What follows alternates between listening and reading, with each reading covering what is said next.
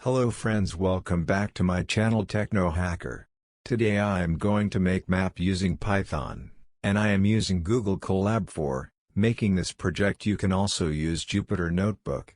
Before start coding, open command prompt in your device and install Geopy and Folium. This project is so easy. Please see this video till end, and comment me below how was this project. And before watching this video, don't forget to subscribe my channel and click the bell icon. Also share my videos to your friends, and thank you to all my subscribers for supporting me. Stay home, stay safe, keep coding.